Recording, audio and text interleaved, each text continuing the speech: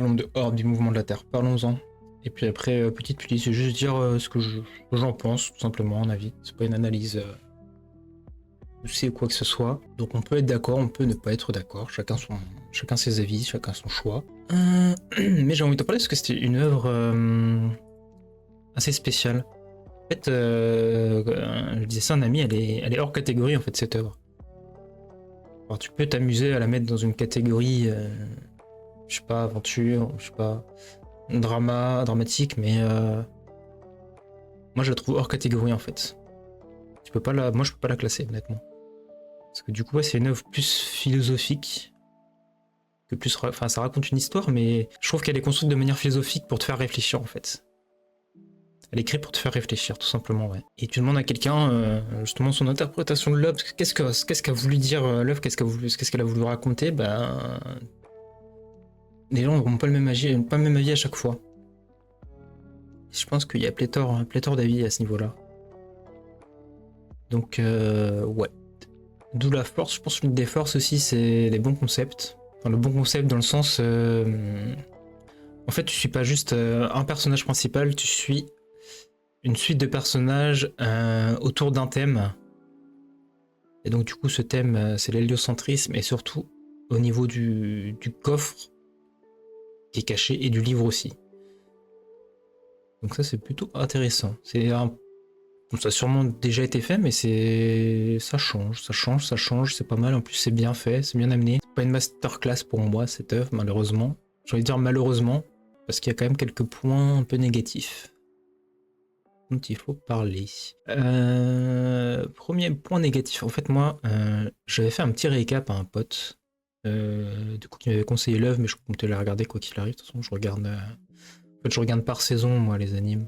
Je regarde pas par semaine, j'attends qu'ils finissent et une fois que par exemple la période hiver 2024 est finie et bah hop je prends ce qui me plaît et je vais regarder tout simplement. Comme ça me permet de regarder toute l'œuvre dans l'ensemble.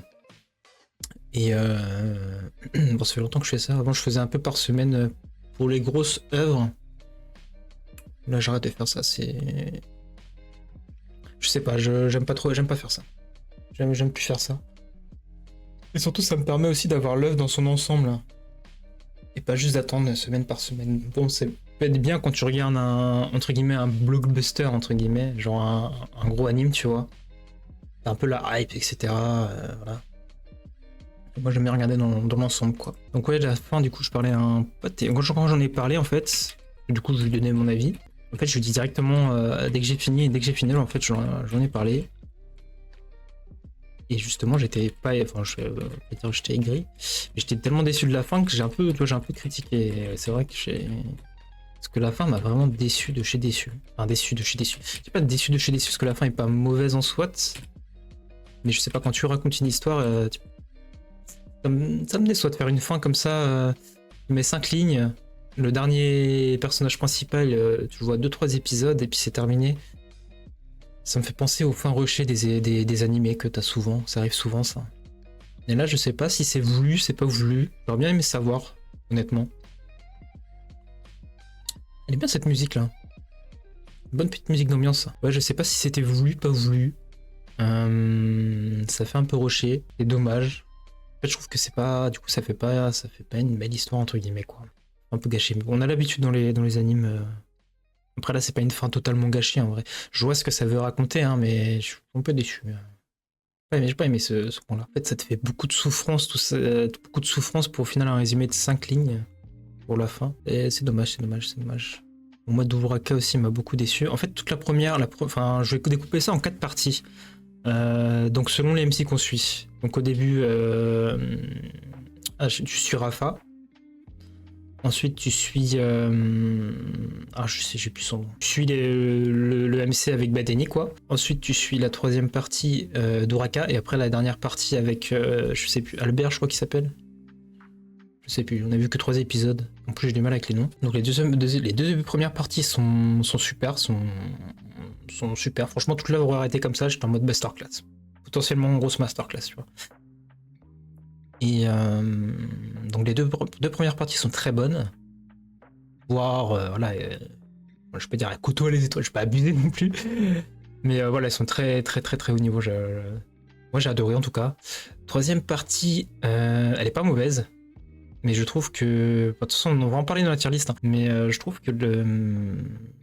Toraka, je m'attendais tellement plus d'elle. Je sais pas pourquoi je m'attendais... C'est peut-être moi, hein, c'est peut-être ma faute. Mais je sais pas, je sais pas vous. Moi je m'attendais que Doraka, elle était... Genre c'était vraiment, je sais pas... Genre qu'elle était incroyable, tu vois.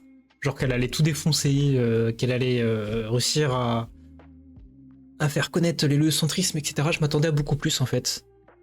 Je m'attendais à beaucoup plus. Et au final, quand je la vois parler de capitalisme, que d'un petit village, il faut transformer ça en mode industriel. Bon. Ok.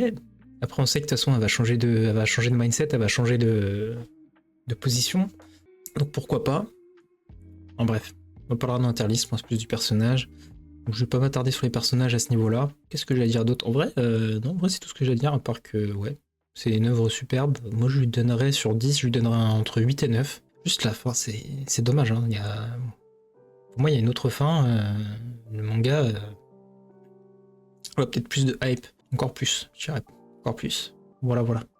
Bon, je pense que je vais clipper ça sur YouTube. Donc YouTube, voilà, si vous voulez les avis sur les personnages, je pense que je vais sortir une vidéo tier list aussi, tout simplement. Voilà, voilà. Abonnez-vous, cloche, tout ça, tout ça. Ciao, ciao. Bisous.